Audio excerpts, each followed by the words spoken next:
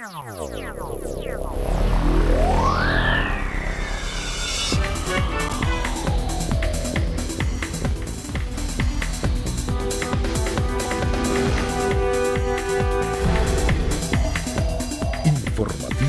Mira TV está en ti. Amigas y amigos, sean todas y todos bienvenidos a la entrevista. Como siempre, un verdadero placer contar con su amable audiencia. Hoy tenemos dos invitados. Son dos exalcaldes de Caracas, profesores universitarios, trabajadores sociales.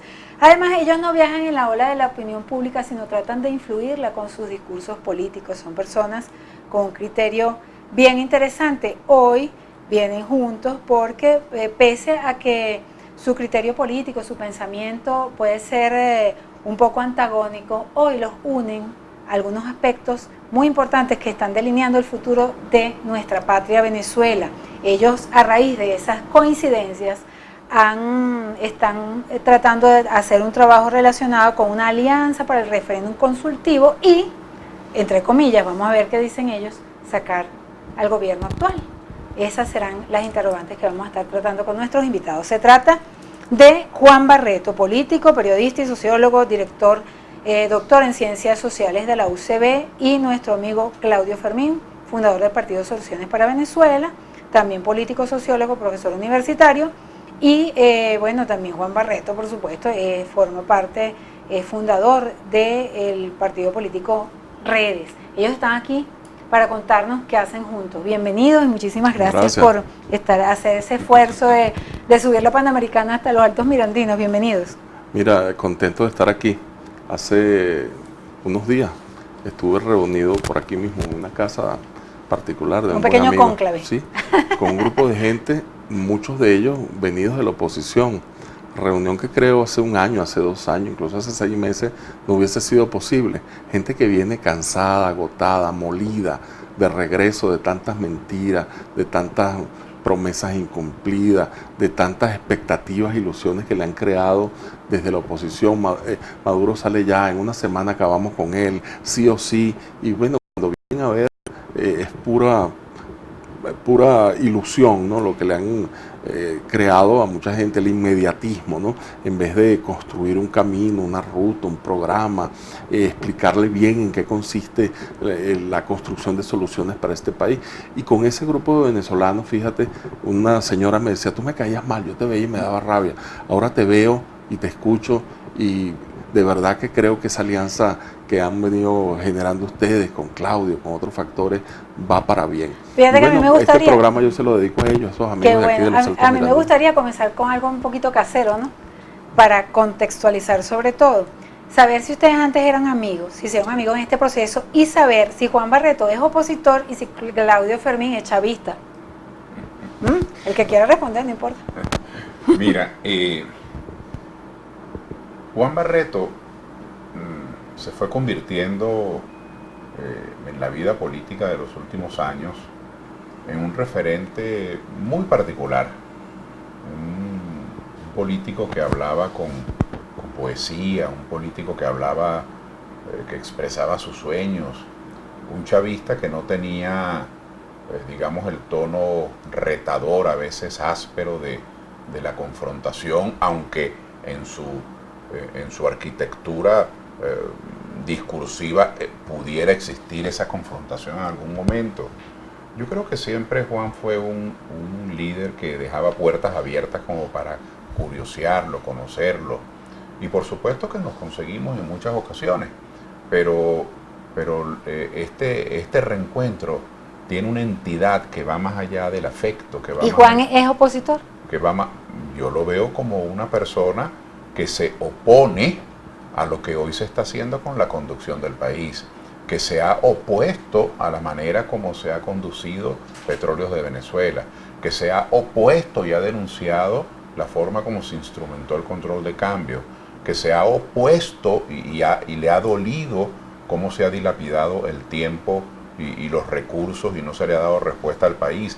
Entonces, un opositor no es una persona que milita en un partido que se llama partido oposición.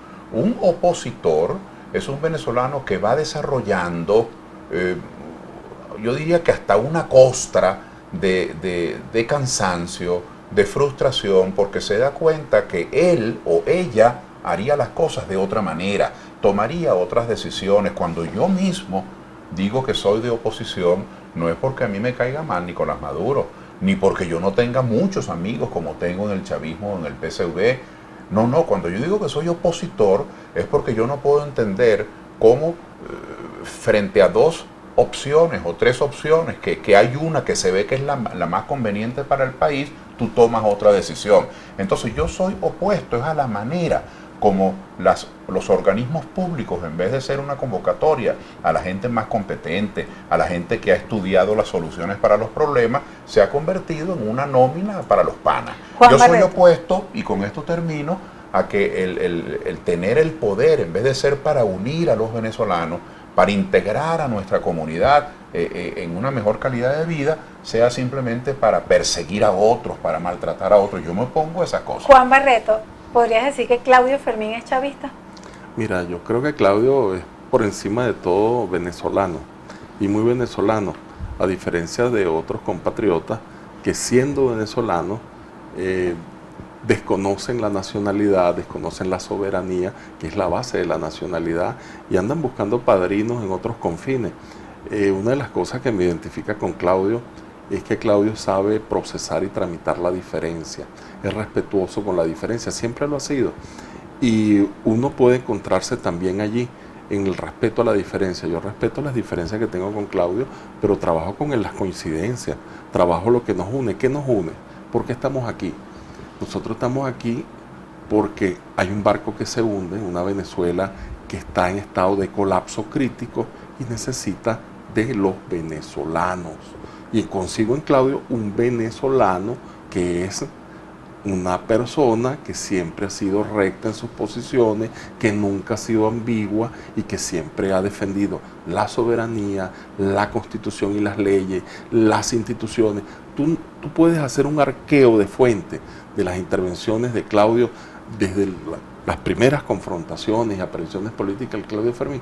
Y Claudio siempre ha mantenido en alguna medida, dadas las circunstancias del tiempo, las mismas conductas, los mismos discursos. Entonces a mí me extraña cuando alguna gente dice, no, que Claudio Fermín colabora con el gobierno. Bueno, pareciera que la vida hay que verla en blanco y negro, ¿no? Como los cómics de Marvel, los buenos y los malos, ¿no? Si el gobierno mañana hace una cosa buena, yo se la saludo. Si los opositores mañana hacen algo que yo comparto, que creo que es en beneficio del país, yo la saludo. Entonces nosotros no podemos estar buscando la caída del otro, convirtiendo a los que no nos gustan porque no compartimos sus ideas en enemigos. Son personas con las que no compartimos ideas, caminos, pero son venezolanos con los que de alguna manera tenemos que entendernos, porque si nosotros vamos a reconstruir este país, si nosotros queremos levantar este país, nosotros tenemos que buscar a todos los venezolanos que quieren este país, el empresario que quiere invertir,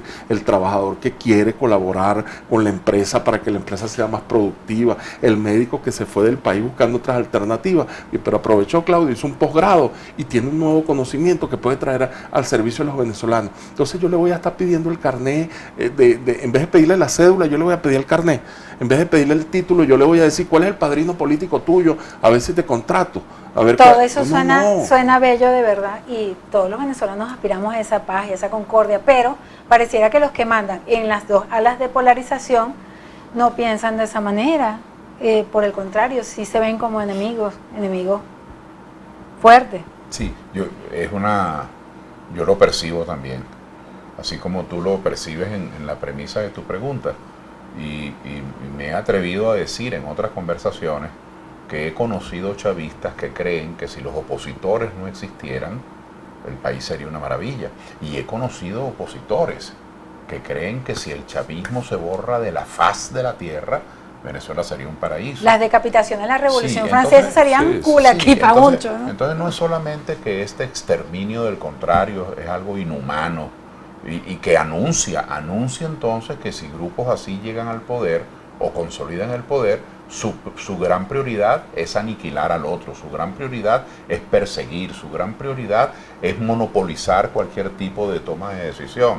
Y los venezolanos urgimos de convivencia, de cohabitación, de comprendernos. Eso no quiere decir que usted se va a mimetizar en el otro, que usted va a perder su perfil, no. Eso quiere decir que la comunicación, la convivencia, procesar las diferencias, bueno, eso forma parte de saber vivir los venezolanos. Podemos, gentes de distintas ideas, sentarnos, y un poco como decía Juan, yo quiero parafrasearlo, si nosotros tenemos 30, 50 diferencias, pero hay 7 asuntos que queremos preservar: recuperar la industria petrolera, hacer de nuevo de la extracción, del procesamiento, de la venta del petróleo, una fuente de seguridad para Venezuela, extender a todos los confines del país la educación pública de mañana, de tarde y de noche, que todos los venezolanos tengan oportunidad gratuita, pero con excelencia, no gratuita de cualquier, no, gratuita con excelencia, de crecer personalmente, de formarse para la vida, la salud, que tengamos seguridad social. Fíjate que no estoy haciendo una lista de 50 cosas, estoy hablando de darle confianza al país con fuentes de ingresos sólidos. Estoy hablando de educación de calidad, de seguridad social y de convivencia. Ahora, yo digo, eso es mucho pedir para que las personas que tengamos diferencias nos sentemos y nos pongamos de acuerdo. Yo creo que no. Yo creo que eso es lo menos que podemos hacer quienes estamos en el debate público para tener una Venezuela mejor. Para lograr eso que acaba de significar a nuestro amigo Claudio, ¿qué crees tú en este equipo que están estructurando que se debe hacer? Porque he escuchado ciertas líneas gruesas, opiniones que aseguran que una guerra o una intervención extranjera es el único camino, otras que electoral, pero que el CNE pues no sirve, etcétera, etcétera. Pero de manera concreta, ¿cuáles serían las acciones que hay que tomar? Porque ya estamos como que la cosa de los milagros como que no está funcionando. Hay que, creo que, hacer algo un poquito más hacia adentro, ¿no? Hacia lo que significaría poder lograr que Venezuela vuelva o mejore 1000 veces más, 1000%. Vamos a responder esto rapidito y fíjate, nos vamos al corte. Tu pregunta engloba, entraña muchas cosas, ¿no? Yo le voy a entrar a esa pregunta de esta manera. Estamos ante una crisis de liderazgo. Si algo ha fracasado en Venezuela ha sido el liderazgo. El liderazgo de la oposición, 20 años tratando primero de tumbar a Chávez, ahora de tumbar a Maduro, y no lo ha logrado. El todo o nada. Han inventado, han recorrido todos los caminos insurreccionales, golpistas, paro petrolero, y no lo han logrado. Han fracasado como dirección política. Y ahora un sector de ellos, de manera preocupante e irresponsable, está pidiendo intervención militar como una panacea. Cuando uno revisa lo que son las intervenciones militares, la guerra, el hambre, la muerte que eso desata, de verdad que es preocupante que personas nacidas aquí no quieran a Venezuela y crean que los salvadores están en mundos donde nos ven a nosotros simplemente como una fuente de recursos, no les interesa la vida de nuestros ciudadanos.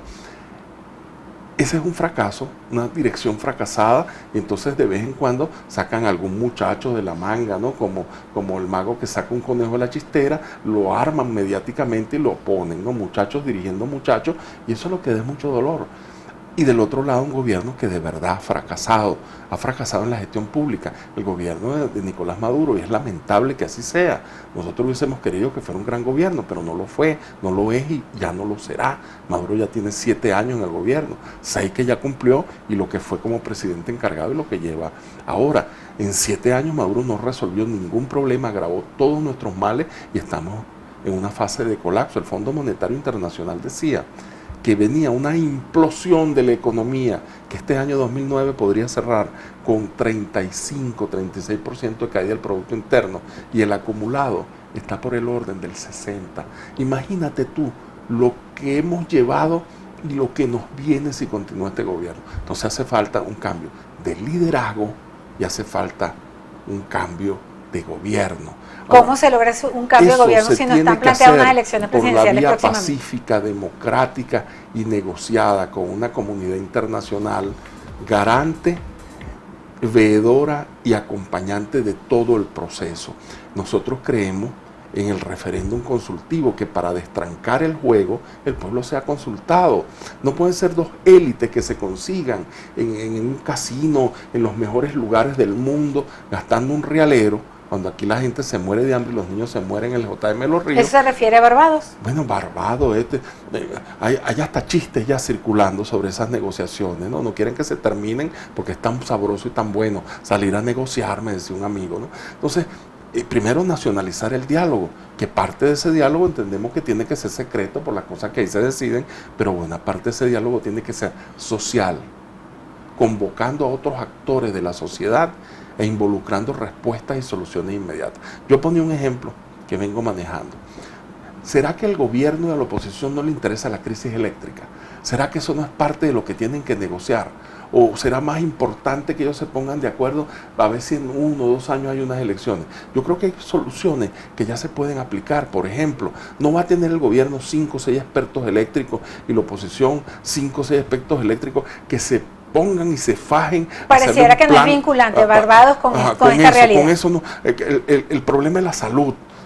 El problema, incluso yo decía, ¿por qué no se crea un fondo público que la gente vaya a internet y lo registre y vea quiénes han colaborado, qué empresas bajaron dinero y se crea un fondo especial para JM de los Yo Ríos? lo que no entiendo ¿No se puede hacer eso? por qué el gobierno no lo ha resuelto y por qué dejó que el país se deteriorara de esta manera. Bueno, pero pareciera que no lo ha resuelto, no lo quiere por la razón que sea. Usted que los conoce, Juan. Bueno, ¿Por qué no lo pareciera que no los conozco, nunca los conocí, o no los conocí bien, o la idea que tenía de ellos era otra, porque la verdad es que uno se llena de asombro y uno no termina de salir del asombro, uno queda boca abierta cada vez que uno ve las cosas que vienen pasando en el país. Mira, yo vivo en el cementerio, la avenida principal del cementerio. Hace 3, 4 días, eso fue plomo parejo. Mira, la compañera mía me decía, bueno, ¿qué hacemos? Nos tiramos en el suelo, ¿no? Esto era plomo parejo. ¿Qué hicieron? En la puerta de mi casa. Bueno, esperar que se tiraron con el paciencia, suelo. ¿no? Esperar Juan con paciencia. Barreto se tiró a esperar. Es que después no me puedo parar. Pero la cosa es que, de verdad, pues, más allá del chiste, que todos los venezolanos, todos lo tomamos, duro, gracias a Dios, lo tomamos de manera ligera, pero qué duro que en una comunidad nosotros tengamos que vivir así. En la próxima parte, Juan, Claudio, vamos a seguir conversando de este tema. Me gustaría que nuestro amigo Claudio Fermín nos diera su visión acerca de las acciones puntuales para resolver, porque sabemos que hay un problema. Todos lo sentimos y lo vivimos, pero ¿qué hacemos? En la próxima parte seguimos con más de este interesante tema. Son tantas cosas.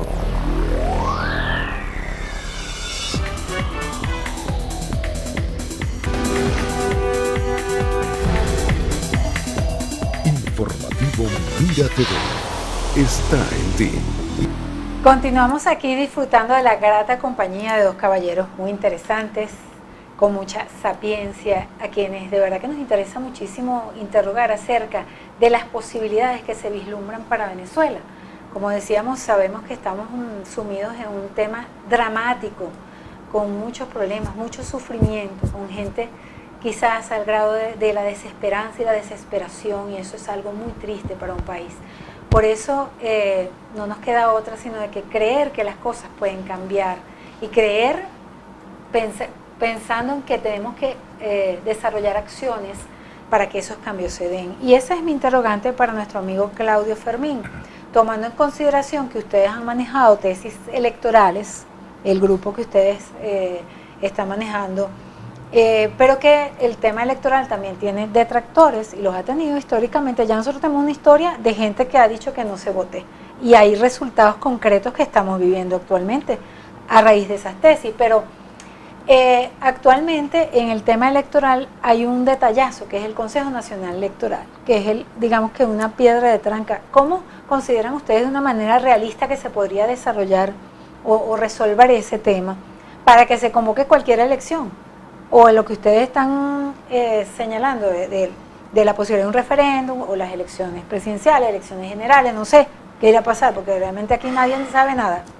Daxi, bueno, aquí nadie sabe nada, es una frase dura, pero que retrata la incertidumbre. La incertidumbre.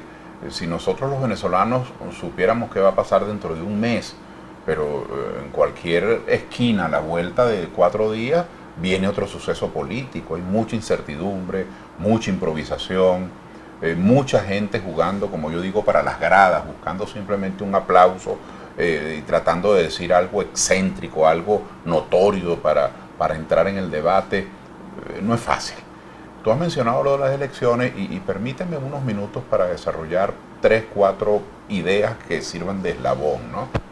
Aquí hubo elecciones el 20 de mayo del 2018.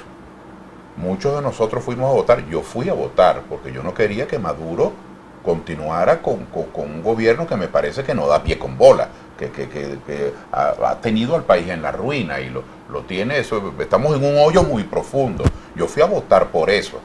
Convencieron muchos factores comunicacionales, financieros, políticos, partidistas, convencieron a muchos de nuestros televidentes de que no fueran a votar. Le dijeron que no votando salíamos de Maduro. No fue verdad. 11 millones de personas no fueron a votar y no fue verdad. Eso debe ser evaluado. Yo no estoy diciendo que lo hicieron de mala fe. No. Yo digo, funcionó. Vamos a evaluarlo. Evalúelo Decisiones. usted. Sí, evalúe si eso funcionó. Pero en todo caso, Maduro ganó las elecciones del 20 de mayo del 18. Y ahí viene mi segunda observación. Mi primera es que lo que valía la pena era votar, porque la abstención no funciona.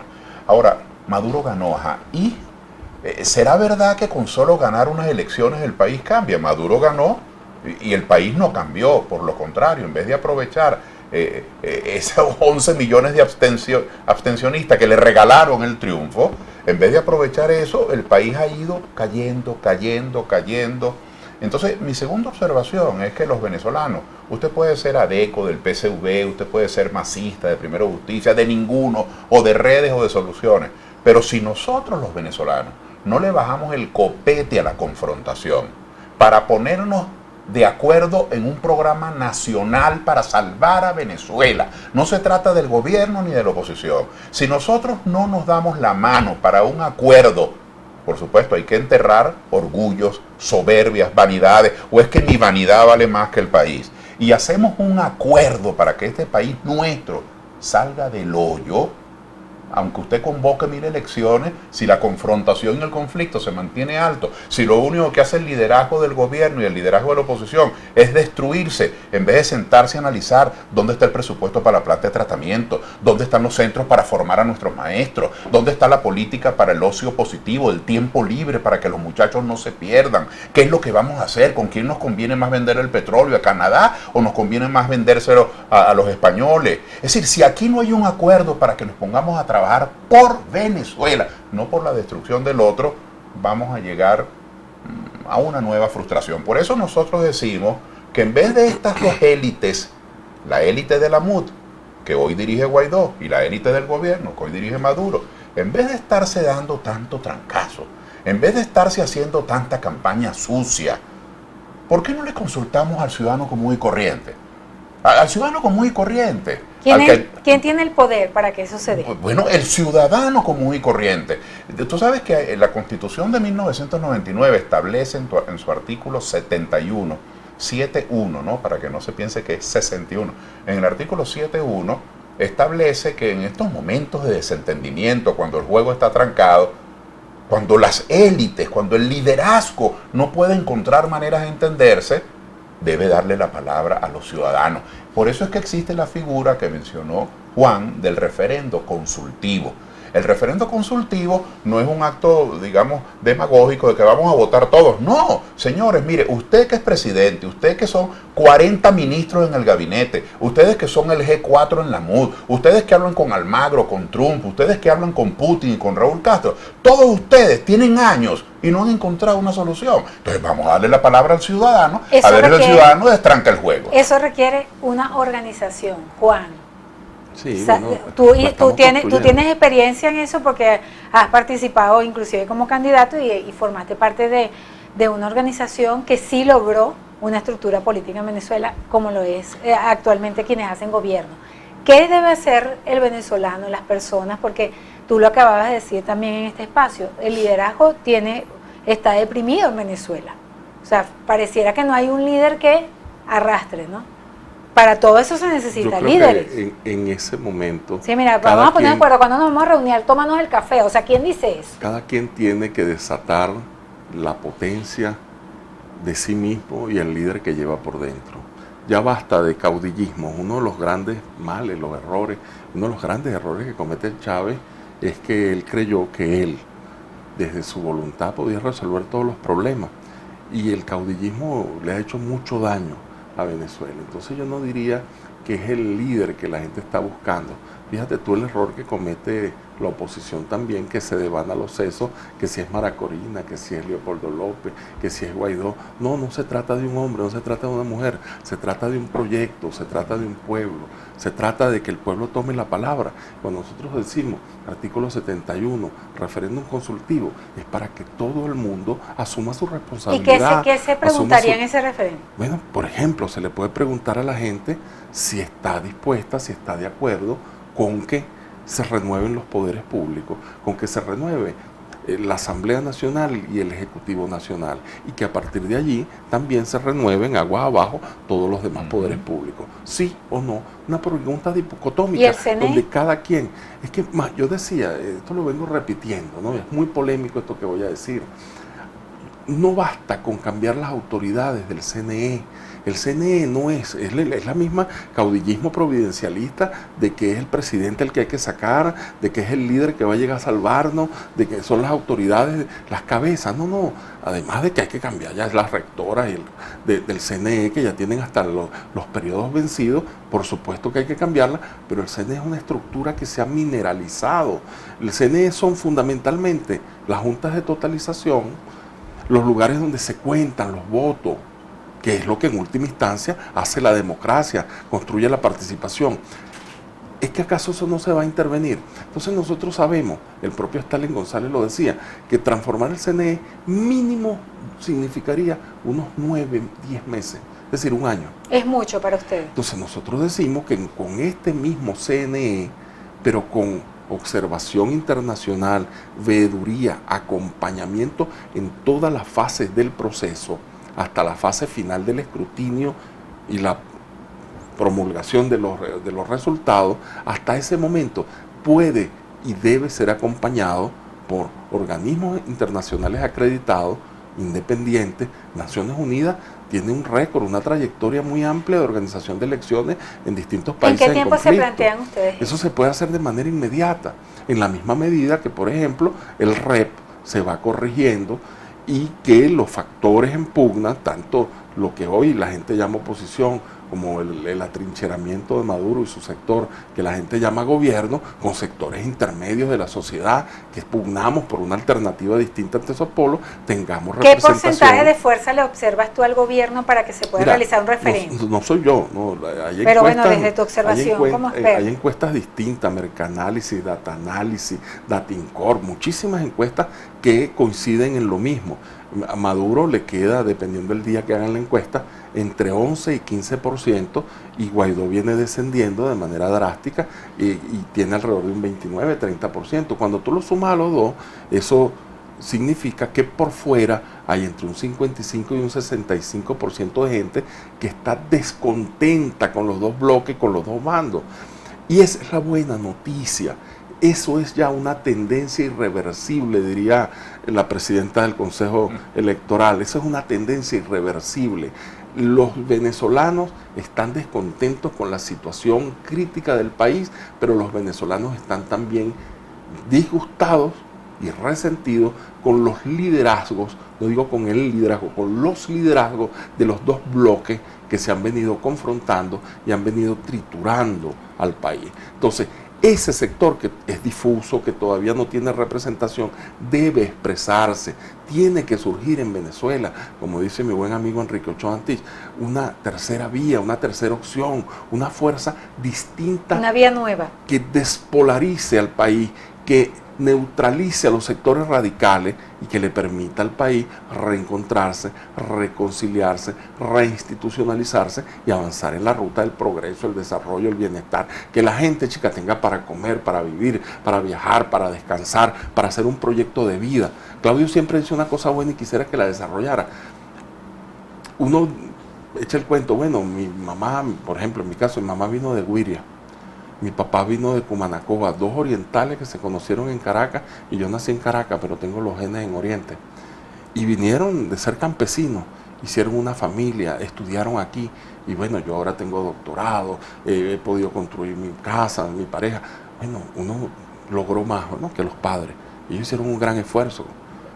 Ahora, eso está revirtiéndose, Claudio, ¿no es así? Dice que desgraciado el alumno que no supera a Sí, su sí, maestro. pero Eso eso podría viene pasar. Lamentablemente es así. Lamentablemente estamos viviendo un tiempo triste, porque nuestros viejos decían con tanto orgullo, Daxi, los padres de nosotros, tengo tantos hijos, y a todos los graduados profesionales.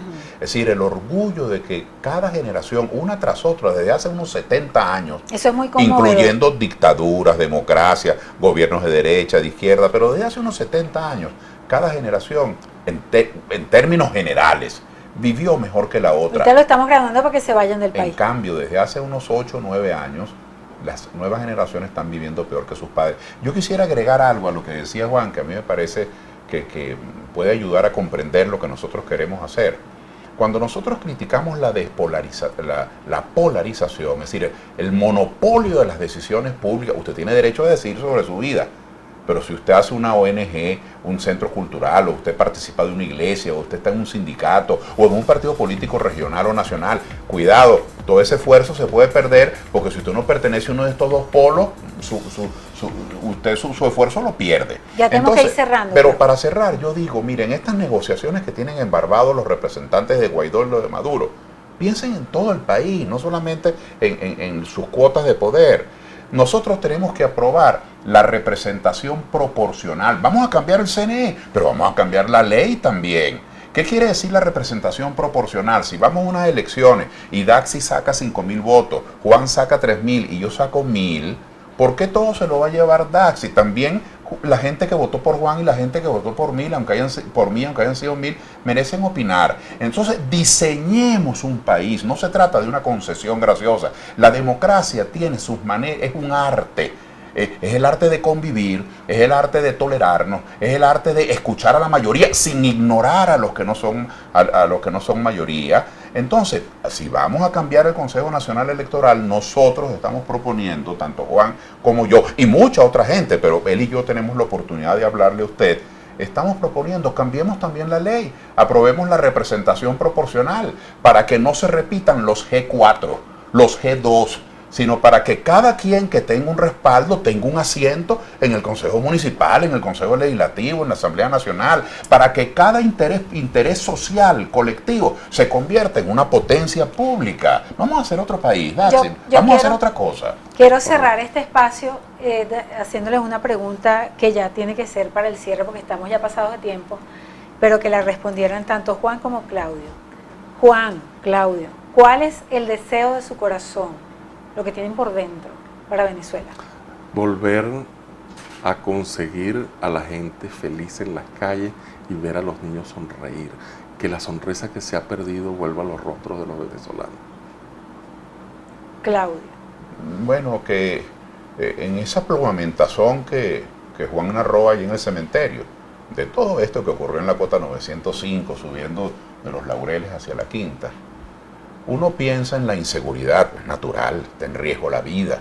Uno piensa en los maleantes. Bueno, claro, uno no quiere vivir bajo, tú sabes, bajo la zozobra. Pero también hay que pensar en miles y miles de hogares que cuando a aquel bebé le estaban buscando el pañal, la pañalera, cuando le estaban llevando al chequeo médico, cuando le estaban buscando la madrina y el padrino y poniéndole un nombre bonito, para su hija, para su hijo. ¿Y por qué nuestras familias más humildes no pueden también tener la alegría de que todos sus hijos se le gradúen o se casen o les den un nieto o sean felices? ¿Por qué también la inseguridad es terrible, el malandraje es terrible, pero por qué miles y miles de familias tienen que llevar el dolor de ver que sus hijos se perdieron, que sus muchachos a los 19, 20 años ya tienen 3 muertos encima?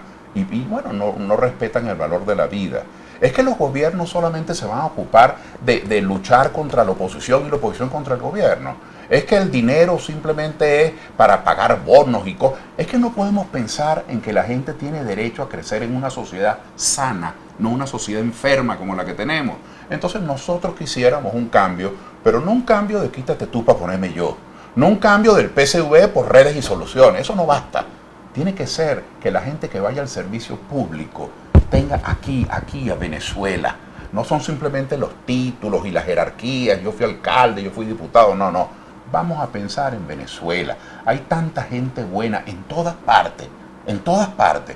Me llamarán colaboracionista, porque yo conocí a muchos chavistas buenos, y conozco a Deca bueno, y conozco gente de redes y de soluciones buenas. O es que vamos a caer en la trampa de la polarización. La polarización dice que los únicos inteligentes, que los únicos capaces, que los únicos que conocen a Venezuela son esos dos grupetes. Eso no es verdad. Vamos a abrirle paso a Venezuela. Yo creo que un referendo consultivo en donde usted pueda opinar, en el que usted pueda opinar, es una buena manera de destrancar el juego. Habrá otras, pero esta es una buena manera. Claudio, encantada. Muchísimas gracias. Gracias. Muchísimas gracias por esta interesantísima conversación y grato momento. A ustedes, nuestros queridos y distinguidos televidentes, gracias por permitirnos entrar a sus hogares a través de la pantalla de Mira TV. A nombre de nuestro director Antonio Abrantes, quien tuvo el inmenso placer de conversar con ustedes, Daisy Oropesa, les deseamos una linda tarde.